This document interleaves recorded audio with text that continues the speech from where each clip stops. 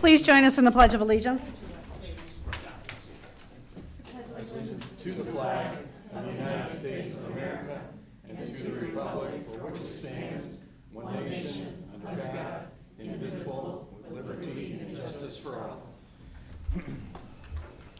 Welcome to our Monday, October 2nd school board meeting. We will start with our agenda, approval, deletions, additions. Dr. Baracco. Thank you, Mrs. Seuss. You do have a revised agenda before you. There are some additions to Mrs. Castaneda's personnel recommendations. That's Roman numeral 7B1. Thank you. Move to accept your recommendation. Motion by Dr. Malco. Second. Second by Dr. Medlin. Any discussion? Hearing none, all in favor? Aye. Motion passes. Thank you. Mrs. Kelly, is there any correspondence? There is. We received an email from a Dr. Eric Melnichenko. If I mutilated that, I apologize. Anyways, his correspondence reads, Dear Dr. Veracco and Board of Education, please accept my letter below to be read during the public comment portion of the Board of Education meeting on October 2nd, 2023, as I will not be able to be in attendance for the meeting. I would like to take this opportunity to publicly acknowledge and thank the Lake Central School Corporation for welcoming the newly formed Lake Central Special Education Parent Advisory Committee with open arms. It is truly heartwarming to know that the corporation values its parents of students with disabilities. Oftentimes in the world, individuals with disabilities are marginalized and not placed at the forefront or considered when decisions are made. But Lake Central has made a large stride in combating this by believing in collaboration with our parents to make their voices heard in providing an excellent education for our children. It is truly a team effort between parents and educators to put into place the best supports our children need in order to realize their own potential. Special recognition is due to Mrs. Becky Gramala for working so closely with the, I'm going to call it CPAC, S-E-P-A-C, in order to get this partnership going with our parents. Mrs. Gramala, as an educator and administrator, I know that kudos are hard to come by, especially in your position. But thank you so much for listening to our parent leaders of the CPAC and walking with them step by step to launch this group. I look forward to this growing partnership and cannot wait for our students to reap the fruits of this labor of love for our kids. Sincerely, Dr. Eric Melnichenko, President, Indiana Source Board of Directors.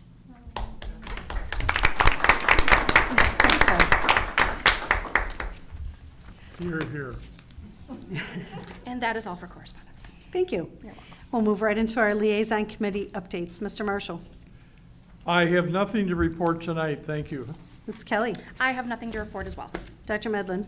Nothing to report, thank Dr. Malco. you. Lake Central Education Foundation has recently submitted a grant to the Indiana state level of education foundations. And part of the reason for submitting that grant is part of their restructuring efforts to be more effective with their fundraising and marketing. So I will keep you informed on that. I'm not sure exactly how it will morph and change, but I know that with the leadership of our two co-presidents, Louise Talent and Sue Schweitzer, and all the effective board members, it'll turn out to be a very worthy process. And lots of time has been taken by them to write this, and I've read the rough draft. It's very well done. So I wish them good luck, and I think that the Indiana level of the Education Foundation has a state level meeting in Indy November 8th, which is the same day as the High School Veterans Day program, of course. But anyway, hoping I can get down there and bring back some ideas and have a better understanding of where we're going with Education Foundation. As far as Dyer Parks, I believe our meeting is there next week at Dyer Parks, so I will give you a report after that. Thank you. And the only thing, oh, I'm sorry, you done? The only thing I have is Dollars for Scholars. Thank you, Mrs. Regan, for working with us. 1,650 students showed up, and at least from my end, it looked like it went off without a hitch, so thank you. And with that, we'll move to our official school board business topics consent agenda. Dr. Baracco. Thank you again. Seek board approval for the minutes from our last meeting on Monday, September 18th. Also seek board approval of the claims, payroll, and extracurricular expenditures that you received in your packets. Motion to approve. Second. All right, we have a motion by Mrs. Kelly and a second by Mr. Marshall. Any discussion, questions? Hearing none, all in favor? Aye. Motion passes, thank you. There are no public comments regarding action items, so we'll move right into our official school board business topics, regular agenda. Dr. Rocco. Thank you again, Mrs. Hughes. I do have two updates for the board. One from a coalition that I'm participating in regarding enhancing the professionalism of being a K-12 educator. The second, just an overview of the keynote speaker from our conference last week. So with our education profession collaboration, we are going to try to share with as many elected officials as we can an accurate picture of the work of public employees in education, and not just teachers, but the good work that our bus drivers and food service folks, instructional aides, counselors, course administrators, and school boards do to try to help every child succeed in our schools. We also want to continue to try to compare comparable wages of neighboring states, and while it's not a budget session in 2024, we need to keep it on the radar for 2025. We want to utilize some of the research, and my second presentation is going to be information that Dr. Michael Hicks from Ball State shared with us. And the biggest piece for me is what percentage of the state budget is being dedicated to us, and how has that amount grown with the rate of inflation, and has it kept up? And I think that's important data to share. Of course, Dr. Hicks looks at PK to 16 because he's a university guy, and we would want to narrow it at some point down to just K-12 because the pre-K is just a small piece under the current funding formula. Really important to me, and one of the things that turned me on about this is we need to improve the rhetoric regarding the profession. And so as I've said to our locally elected officials, we need to stop talking about summers off or even spring break. A lot of the people in the General Assembly are business folks, and when they can't find enough people to take the job, it's generally because the deal itself, the overall package, the deal that people are getting to be in our profession isn't good enough. And so we need to not lose sight of all the other stuff aside. There's a shortage for a reason, and let's talk about how we fill that pipeline back up. Because when I came into this thing 31 years ago, we had a more full pipeline with staff. In fact, a lot of people had to serve as a sub for a while before they could even find a full-time teaching gig. So a lot has changed. We want to try to focus on celebrating the successes, and I think school districts try to do it to their best of their ability at the local level, but we would like to see some of this stuff come from the state level too, and not just the Indiana Department of Education. Other state leaders could also recognize the good work that we do. And then we want to talk about, regardless of anybody's political stance, regarding school choice and vouchers and the such, supporting children to have the dollars follow the children. Let's talk about that different students with different challenges require different amount of resources to help them be successful. And then the final thing is we still want to keep talking about this, and I know Dr. Malco had it in a recent correspondence with a couple of our elected officials that talks about if we're going to have a mandate for schools, if it's a really good idea, it should either apply to every child in Indiana, or we should pause and say, do we really need to force the schools to have another thing on their plate without ever hardly removing anything from the plate? So those are the things that we want to focus on, and we're gearing up because it's October already, and December is a month that you can't get a whole lot done, so we really have about 8 weeks to prep for that January session where we're going to have different folks from our coalition visiting with elected officials. We're hopefully continue to share this information throughout the course of this short session, which, as most people know, is only generally about 10 weeks. So it'll be a little bit of a sprint once January the 9th or whatever that is gets here. So any questions about that piece before I talk about Dr. Hicks's presentation? Dr. Bracco, I just wanted to clarify that the reason it's not required of private schools, and maybe my emails showed that, I don't know, I had such chaos with my emails, but the reason is because they don't receive the title money to support career education. But the State Department did establish a special account, and I think I gave you the Indiana code on that.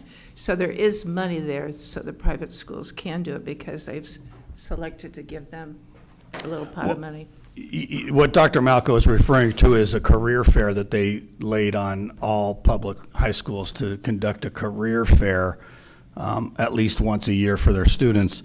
And I guess I'm talking more from a 10,000-foot view, that there are a lot of things that are required of public schools only. And we're just suggesting, if you're going to add it to the plate, it should be so important that it gets added to everyone's plate.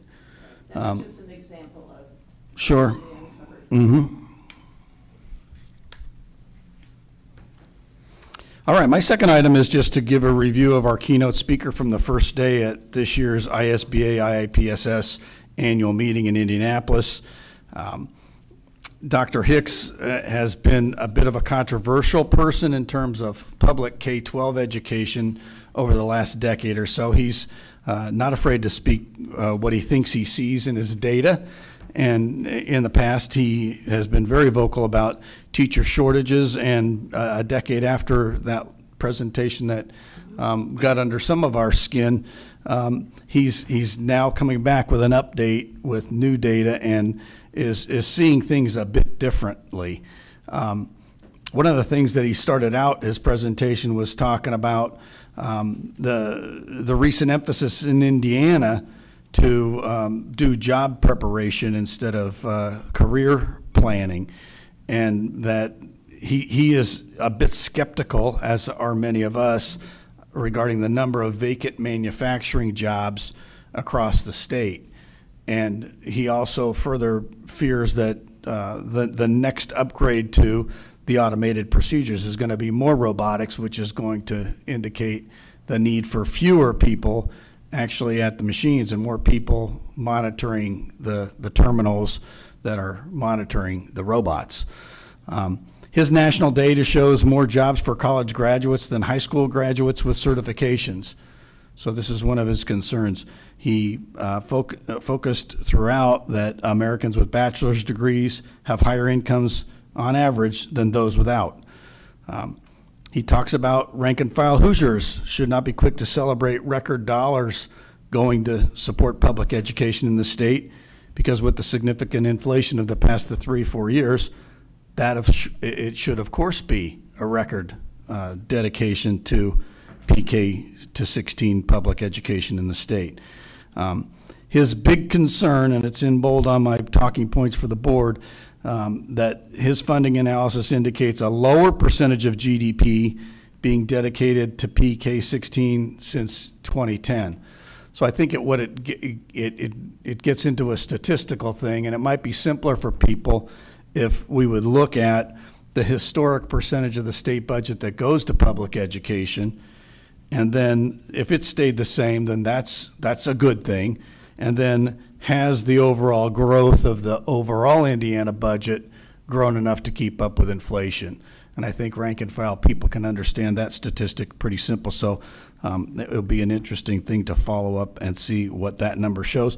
But any analysis, however it goes, it just shows that the real rate of inflation has exceeded the amount of money coming to schools based on the salary growth of public school employees, and he attributes that in part to the shortage we see. Again, as I mentioned before, Dr. Hicks argued for a shift back to a focus on career readiness rather than job readiness. And as I earlier mentioned, if there could be, with technological advances, a phase out of certain skills. So we need to make sure the skills that we're providing to our students will translate to what the next group of jobs are going to be. And so that was the gist of Dr. Hicks's presentation. A couple other conference tidbits that I'll share before I take any questions you might have. for Mr. James and myself, we're going to have to investigate this piece in the last legislative session about beginning in 2025, non-referendum tax-supported funds and sharing with students who don't attend our schools. We're going to have to pay close attention to that as we move forward. It's always a concern when there's tax revenue generated in one community that then gets sent to a different community because a child chooses to go to school in that different community. There were a number of people in one of our meetings giving examples of their towns sharing TIF revenues with their schools. They use the term pass-through. So they have surplus in their TIF funds, and they were sharing it with their school districts for some one-time purchases, mainly in the area of technology and things like that. So we're going to have to dig a little deeper into that. And then the final piece, we were listening to our second day's keynote speaker who talked about community and civic engagement and how complicated and difficult it can be. And so, of course, we've always known that when you present information and when you solicit ideas and opinions, it's a start, but it's oftentimes difficult to come up with a consensus and a plan to move forward that doesn't anger some of the very people who came out to dedicate their time and effort to share why one idea is more important than the other.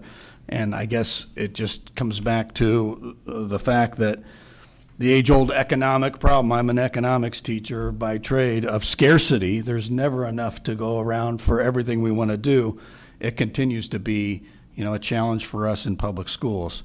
But that's why we have a Board of Governance, because they keep us in check and they make sure that they have the ear of the community. And, in terms of how we've dedicated our resources to do facility upgrades, I think we've got the community support because we've done a nice job of sharing that.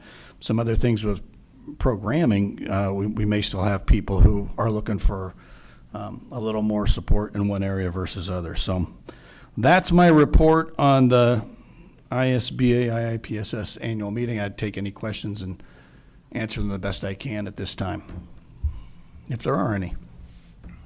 Well, I like what you're reading.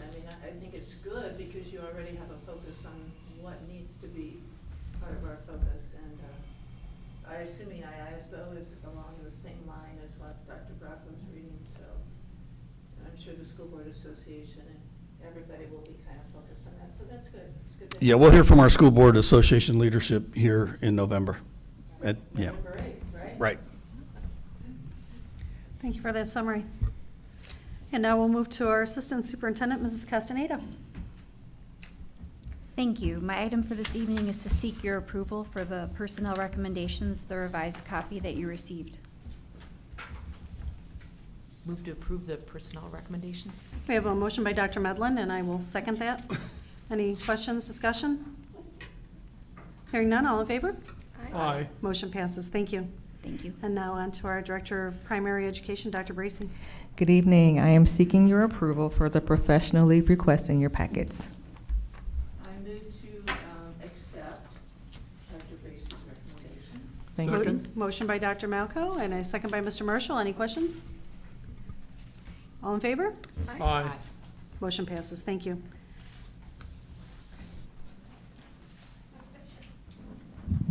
So tonight we have some of our LC family here. They're going to present Ames Web to you. They all participated in a training on Friday, but 5 of our schools already use this program. It's used to monitor the interventions of our students. And so tonight we have Joshua Wierspa, who is the assistant principal at Protzman, and then we have 2 of our reading specialists, Pat Finnegan and Sharon Cornwell, with us, and they're going to present Ames Web. And then again, thank you to Kathy Sapita, because this is her second time in a row coming out to support her team. Hello, good evening. We attended a webinar. It was 6 hours long, so it's only going to be about an hour presentation. Just kidding. So we'll go through really quick what Ames Web is. Like I said, we sat for 6 hours, learned a lot of things, so I'm not going to go through the whole thing. I'm just going to kind of do the rundown of what we did. So if you're not aware of what Ames Web is, this is kind of what it is. It's a secure web-based data management. It's an efficient, valid, and reliable measurements It does benchmarking and progress monitoring, data collection, and it does group and individual student reporting. So what does that mean? It means we take data on our students when we need to, and we use that data. Simple as that.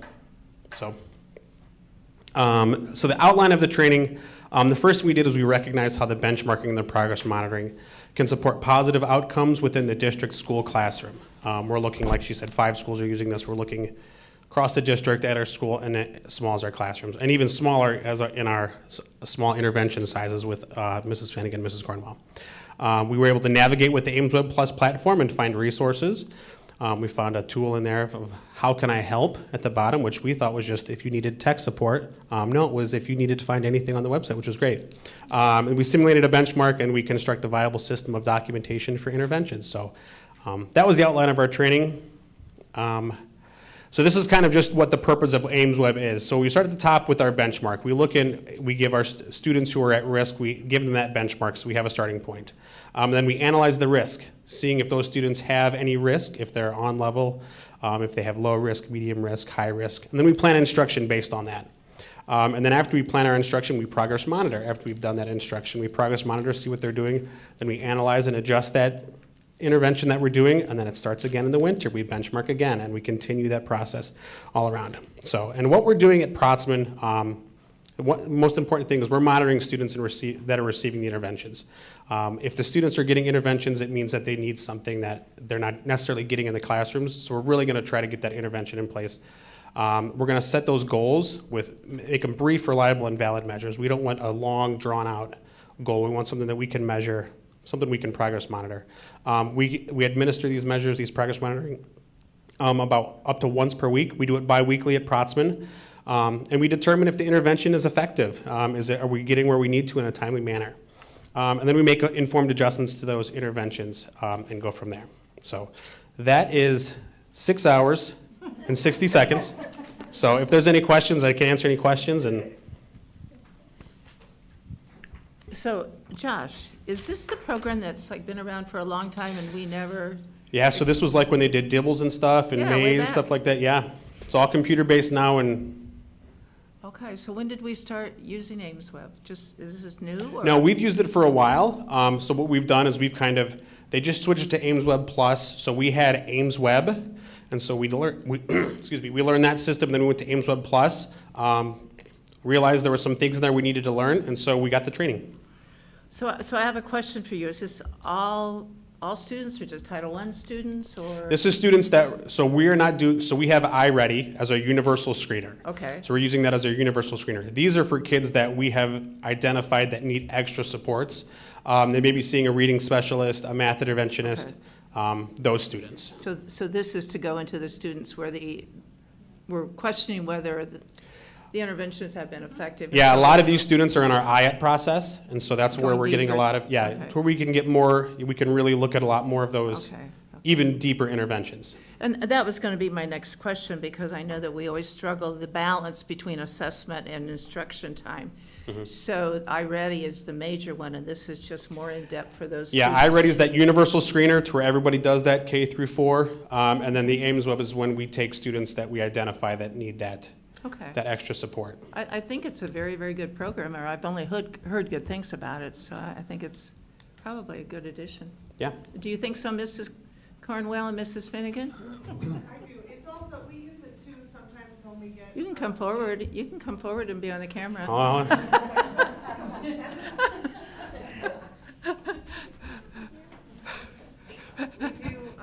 We use it a lot of times if we have new students coming to the district, you know, because it'll see give where they us are. those national percentiles and Yeah. everything and give us a picture. Yeah. Also, they were telling us that through the research and like, for example, the oral reading fluency, they're just 1 minute. And when you compare it to longer assessments, they get the same results. So we're not spending all this time monitoring and testing and retesting. Okay. We're spending as little amount of time as possible. Okay, and that makes total sense. Now, this is a K-4 or does it go in the middle school? Are we using it? We use it, we're just K4, but Right, Some of our middle schools do use it to monitor progress on students. okay, good. I think that's important to have a K-8 assessment Yeah. plan. Thank you, Mrs. Finnegan. Appreciate it. Anyone else? I think it's good. Okay. Yeah. Thank you very much. Thank you so much. Thank you.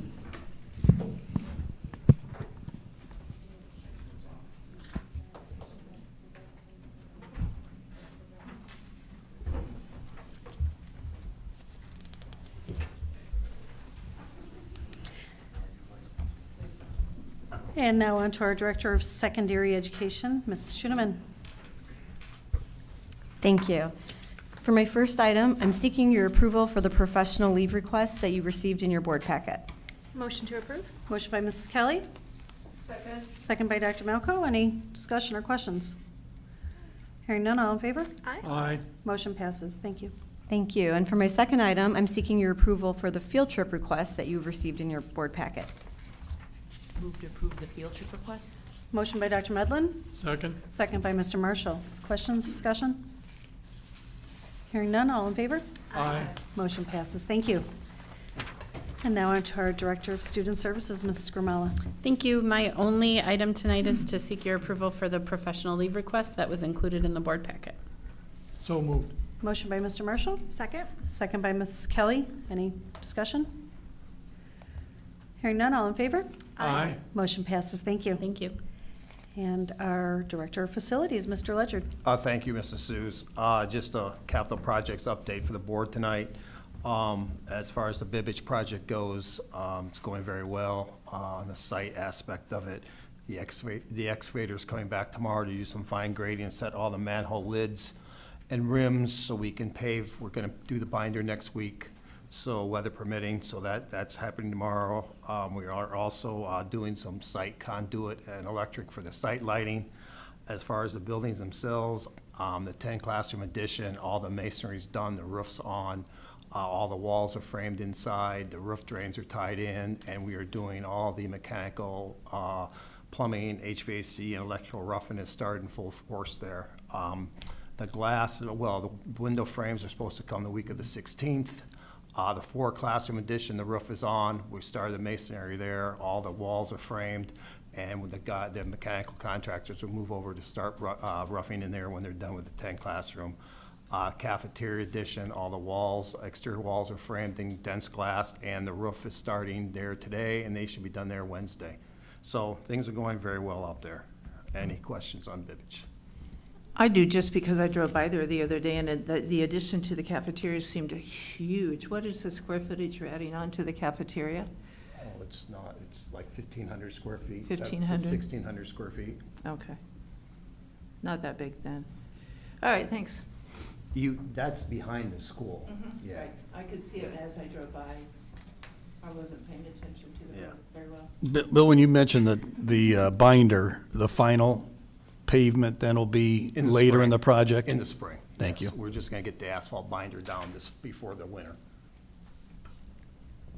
Any other questions? Oh, how is dismissal going with the? No problems. No No. Allison's doing great out there, and it's no issues at all. My guys know the arrival and dismissal time, so all my deliveries are coming before or after, so no, there hasn't been an issue yet. Awesome, very good, thank you. Grimmer, we're winding down there. The insulator is finished. He's just wrapping up some cleanup here tomorrow and Wednesday. My electrician's in the boiler room tying in some pumps and the new boiler. He'll be out there in the next couple, and then he'll go to the mezzanines, just do some maintenance lighting and stuff here in the next couple of weeks. And we're running the temperature control wiring for the gym units this week, and then there'll be some stuff back of house for the final next week or maybe mid-month, so everything there is winding down. I should find out next week when our missing air handler unit 13 is due. Right now, it's tentatively scheduled for the first week in November, but we'll have confirmation on that in the next week. Baseball and softball lights, since we last met, they were delivered our last board meeting, and we had them up within a week, so all the lights are up. Hire's gonna remobilize here into this week, beginning next week, and we're gonna start running the electric into the maintenance building and the baseball building for the panels. Some of my stuff, I talked to Dr. Veracco today, he asked me, and some of our panel gear is coming in, trickling in. So if that's the case, we had a shutdown scheduled for fall break so we could tie in the new electric, but we may do that on a Saturday earlier because we'd like to, if all our internal guts come in for the panels, we'd like to test the stuff before the ground freezes in case there's anything that we need to fix. So I'll keep you posted, but we may be able, if stuff keeps trickling in, that's the plan. So we'll be doing an outage sometime this month to tie everything in. Very awesome. It's good to hear the success you've had with that. That's all I have. Thank you. Thank you. And our Director of Business Services, Mr. James. Thank you. Well, this is the culmination of the budget adoption process. We had a budget presentation 2 meetings ago. We had our public hearings at the last meeting, and then this is the third and final steps, at least for the board, regarding the adoption of the 2024 budget. So I have a variety of resolutions that were included in your board packet, and I will just go through each one individually. So first, I seek your approval to establish the 2024 budget for the amounts and the estimated tax rates that were included not only in your board packet, but previously discussed and published to the public. Move to approve the resolution for the 2024 budget appropriation and tax rates. Motion by Dr. Medlin, I'll second that. second by Mrs. Kelly. Any questions? All in favor? Aye. Motion passes. Thank you. The second item is to adopt the 2024 capital projects plan, so I seek your approval on that. I move that we adopt the 2024 capital projects plan as presented by Mr. James. Motion by Dr. Malco. Malcolm. Did you say Malcolm or Medlin? Malco. Sorry. Sorry, and I will second that. Any discussion? Hearing none, all in favor? Aye. Motion passes. Thank you. The third item is to seek your approval for the 2024 school bus replacement plan that has been included in your packet. So Motion to moved. approve. I'll second. We have a motion by Mr. Marshall and a second by Mrs. Kelly. Any discussion, questions? All in favor? Aye. Motion passes. Thank you. The next item is to seek your approval for the transfer amount that we will do annually from the education fund to the operations fund. And just to give a little bit of history, starting in 2017 when the General Assembly reorganized how our funds and funding works, expenditures that used to be paid out of the old general fund were moved to our operations fund, but all the money still goes into the new education fund. So annually, we have to transfer monies from the education fund to the operations fund to cover those expenditures. The General Assembly does not want that to be any more than 15% of your revenue into the education fund. The $4.2 million that I am seeking your approval for will represent only about 6% of our education fund revenue. We do not flirt with that 15%. We're trying to keep as much money in the education fund as possible. So I seek your approval to transfer throughout the calendar year of 2024 the $4,200,000 from the education to operations fund. I'd like to make a motion to accept Mr. James's recommendation. Motion by Dr. Malco, Second. second by Dr. Medlin. Any discussion, questions? All in favor? Aye. Motion passes. Thank you. And the final resolution is a new one. This has to do with the curricular materials fund. Since we are no longer allowed to charge parents for the cost of our curricular materials, and the state has funding in the school budget to reimburse our costs, although the Department of Education has estimated that the amount that we're going to get per student, which is the same amount for all school districts, approximately $150 per kid, is much less than what our expenditures are. And so in order to make up that shortfall in the revenue, not only from this year, but even from previous years, we're going to have to take money out of the education fund to transfer it there.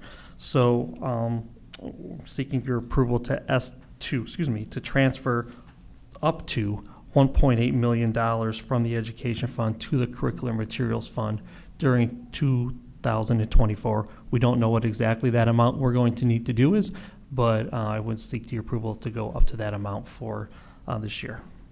Motion in to 24. approve. Motion by Mrs. Kelly, Second?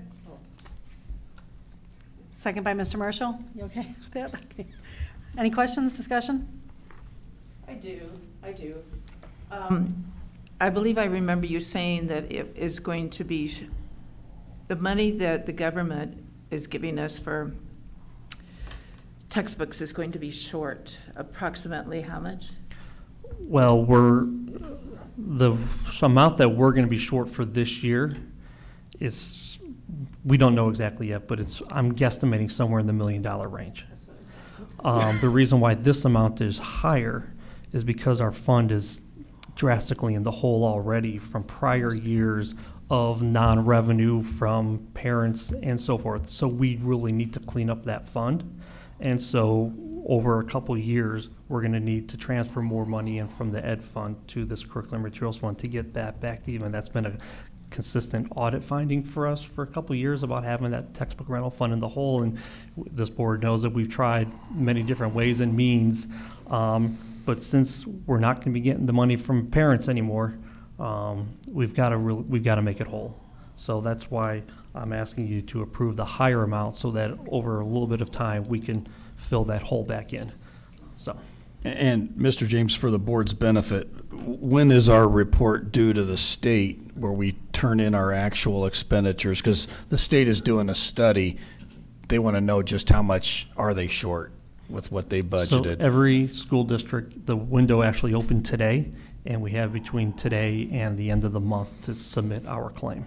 And just again, for the board's benefit, when do we get reimbursed the $150 odd per student? I think they're estimating in December. Thank you.